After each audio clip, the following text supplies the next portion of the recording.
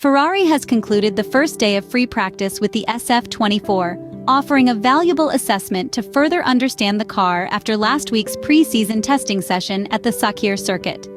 This provides an excellent starting point to refine the setup, especially in track conditions with lower temperatures. It's a useful context to address some unresolved aspects. The Prancing Horse continued working on long runs to improve the car's behavior during race phases. On the push lap, a somewhat light rear end was observed, a characteristic already noted during testing. The rear of the car has slightly become unstable during entry. However, this handling behavior is not really an issue for the drivers, thanks to a more solid front end with increased grip. There are still some issues to resolve in the final corner of the track, indicating that in that last section of the circuit, the tires tended to overheat. To avoid this, a different warm-up strategy must be adopted to optimize the lap. Similarly, there were some rotation problems at the entry of Turn 3, which will be addressed through fine-tuning. Red Bull also showed a dancing rear end on corner entry, a behavior influenced by higher track temperatures. Once the soft tires were fitted, the two RB20 cars showed a significantly improved balance, plenty of lateral grip, and a rear end finally in harmony with the front end. Max Verstappen made a few steering errors and was not outstanding. A good stable drive, not maximizing performance in the three sectors. A bit of understeer that required an increase in front wing incidence by a few clicks. We should still expect a step in terms of power from the engine. Currently, there is a 3 km/h difference with Ferrari's number 16, whose engine seems to make a certain difference, as Nico Hülkenberg also manages to achieve an excellent top speed. On the other hand, it's worth pointing out the step forward made by Mercedes. The technicians have worked well on the W15, unlocking performance thanks to better rear suspension work, equipped with a practically horizontal support. The German team tried a setup with very low ground clearances, to the extent that car number 63 produced sparks all over the track in the initial laps.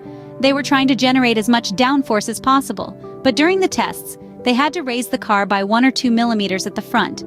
A gap in the area of the T-tray suggests that they were also conducting some tests with sensors to study the optimal ride height. Overall, the black and gray car has more over-rotation than under-rotation. In other words, to simplify, the car tends to oversteer to some extent, but even in this case, like Ferrari, the balance seems to please the drivers, especially Lewis Hamilton. Corrections are visible in medium-fast corners, like 11 and 13, where the rear tends not to follow the front at the exit. The W15 is particularly fast in Sector 1, where it manages to optimize pure acceleration between turns 2 and 3, as we can easily observe by analyzing and comparing the microsectors making up the Sakhir track. We note that in some braking points, such as Turn 8 and Turn 11, Mercedes manages to gain valuable time. Ferrari needs to fix something in the first sector, regaining the speed seen in the tests where it stood out for traction. There is confirmed stability in the braking phase, especially in turns 1 and 4.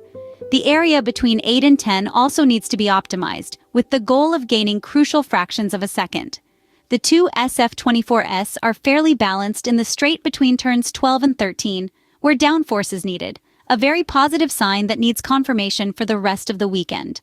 The Red Bull RB20 is far from the best performance in the first sector, but excels in the second one, where all its strengths come to the fore, especially at the exit of 10, during traction.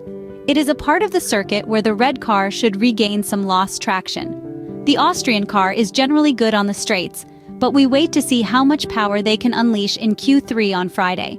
It is interesting to note that the fastest cars are also the most aerodynamic efficient. Mercedes has taken a step forward in this regard, reducing drag on the W15 by containing losses along the car. Aston Martin is also showing a clear improvement under this aspect, so much so that both cars are positioned between the axes of low drag and high efficiency. Let's summarize the potential pecking order considering the ideal laps of the drivers, namely by adding up the best sectors for each.